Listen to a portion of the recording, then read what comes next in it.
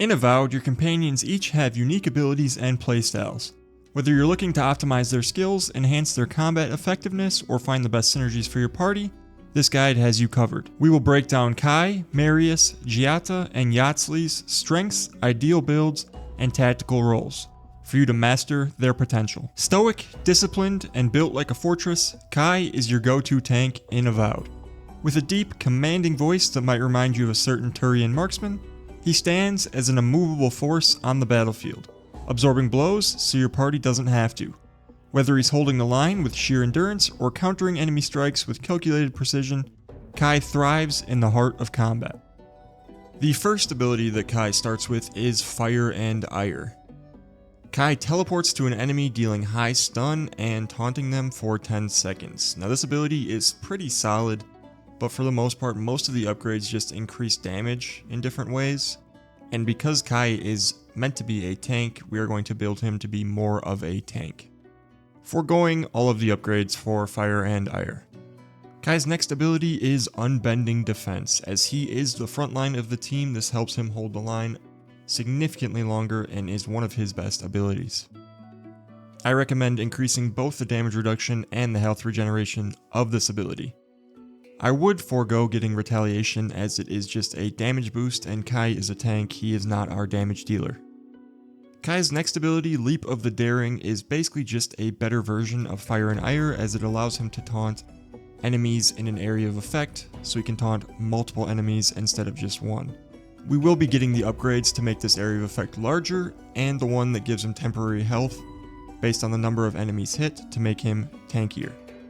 The last ability we have for Kai is Second Wind, which works the exact same way as it does for us. It revives him when his health is reduced to 0. This obviously allows him to be significantly tankier. I do think that this ability is kind of bad without Refreshing Wind, as in my experience, every time Kai gets up from Second Wind, he immediately goes down again. With Refreshing Wind, he is able to use Leap of the Daring and Unbending Defense again right away, giving him significantly more tankiness.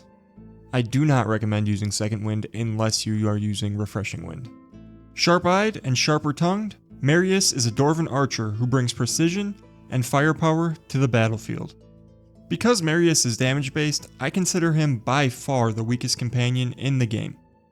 But if you're a Marius enjoyer, I'm going to show you the best way to maximize his effectiveness.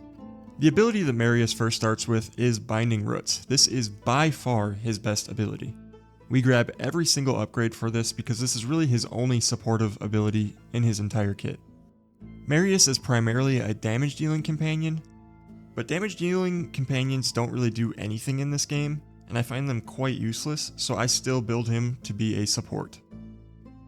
Marius' next ability is Heartseeker, which has him take aim and fire a piercing shot that hits its target, and passes through any obstacle in the way.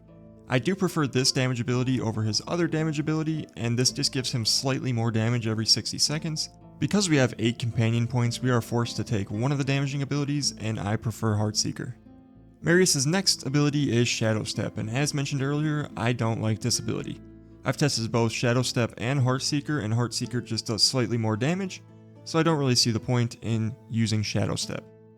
You could argue that Shadow Step's instantly killing stunned enemies upgrade is quite good, but I find that I just kill most stunned enemies by myself, so it's pretty useless.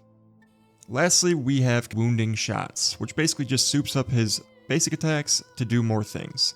This is his second best ability, so I do get all of the upgrades which reduce enemy damage reduction, make enemies slower, and reduce enemy damage. Wise, enigmatic, and undeniably powerful, Giatta is the heart of any well-balanced party. As a mage specializing in support magic, she doesn't just keep your team alive, she elevates them, weaving spells that bolster defenses, amplify attacks, and turn the tide of battle in an instant. With her mastery of arcane arts and a keen strategic mind, Giatta is more than just a companion, she is the best companion in the game. Giatta's starter ability is Purification, which heals allies. It's a fantastic ability, but her other abilities are just better, so we won't be upgrading this ability. Next up is Giatta's Barrier ability, which grants all allies a shield that provides temporary health for 20 seconds.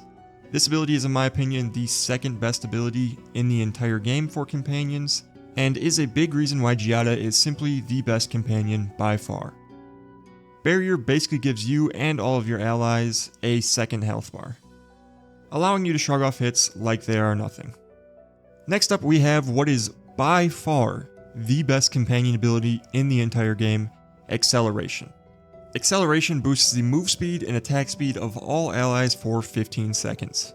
Not only that, but after upgrading it, it also boosts damage reduction by 15%, goes up to 25 seconds, and the biggest upgrade of all is Time Shift, which makes any abilities activated while acceleration is active, cooldowns reduced by 50%. This is absolutely nuts for any build.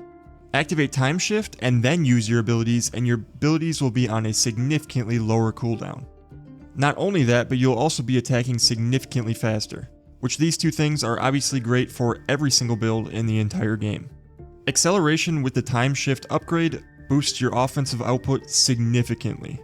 Lastly, we have Giatta's passive, which is Reconstruction. This makes Giatta's attacks heal all allies by a small amount, which does add up to be pretty decent throughout a fight, healing chip damage and keeping our other companion alive. Small, pink, and packing a magical punch, Yatzli is as unpredictable as she is powerful.